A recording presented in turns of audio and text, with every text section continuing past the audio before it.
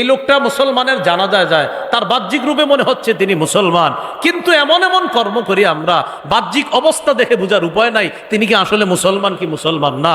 এমন মুসলমান সমাজে আছে না নাই? আল্লাহ বলছে ইমানদার পরিপূর্ণভাবে ইসলামে প্রবেশ করো। এটা আমাদের বিপর্যয় থেকে উত্তরণের দ্বিতীয় উপায়। ইসলামে পরিপূর্ণ প্রবেশ করতে হবে। আল্লাহ তৌফিক দান করেন। 3 নাম্বার উপায়, এটা আমার সাথে একটু বলতে হবে, বলেন। দ্বীনি জ্ঞান অর্জন করে সেই অনুযায়ী আমল করা, এটা 3 নাম্বার করণীয়। দ্বীনের জ্ঞান অর্জন করে সেই অনুযায়ী আমল করা। সূরাতুস সফফি 28 নম্বর পারা 10 নম্বর পৃষ্ঠা আল্লাহ তাআলা বলেন, সূরাতুস সফফি 3 নম্বর আয়াত, ইয়া আইয়ুহাল্লাযীনা আমানু লিমা তাকুলুনা মা লা তাফআলুন। হে ঈমানদারগণ, তোমরা এমন কথা কেন বলো যা তোমরা নিজেরা করো না। কাবুরা মাকতান ইনদাল্লাহি আন তাকুলু মা লা তাফআলুন।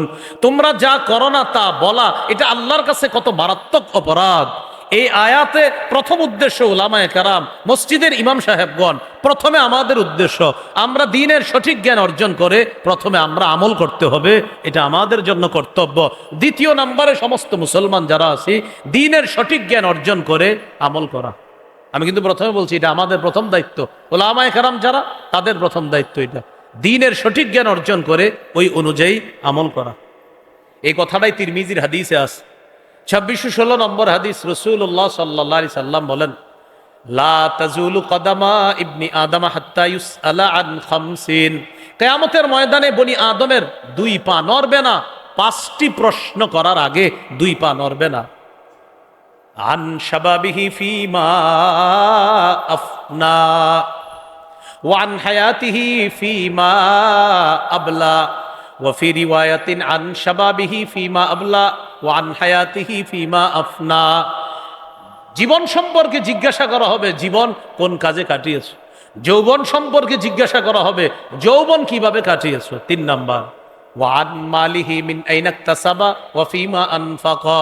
3 নাম্বার, সম্পদ কোথা থেকে কামাই করেছো। 4 নাম্বার, কোন খাতে ব্যয় করেছো। 3 নাম্বার, সম্পদ সঠিক জায়গা থেকে উপার্জন করেছো কিনা। 4 নাম্বার, সঠিক খাতে ব্যয় করেছো কিনা। এটা একটু বুঝেন। অনেক মানুষ আছে টাকা কামাই করে হালাল, কিন্তু ব্যয় করে হারাম খাতে। 3 নাম্বার খাত কি, তুমি যে কামাই করছো হালাল খাত থেকে, যে হালাল খাত থেকে কামাই করছি, এবার ব্যয় করেছো কোথায়, জুয়া খেলায় না, এটা তো হলো না। 3 নাম্বার, কামাই করেছো কিভাবে। 4 নাম্বার, ব্যয় করেছো কোথায়। আপনি মাহফিলে ব্যয় করলেন, এটা হালাল।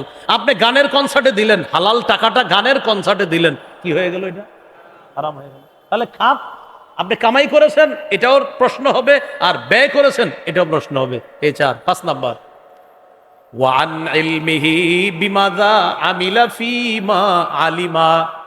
এলেম সম্পর্কে জিজ্ঞাসা করা হবে, এলেম অনুযায়ী আমল করেছো কিনা, এটা জিজ্ঞাসা করা হবে। 5 নাম্বার।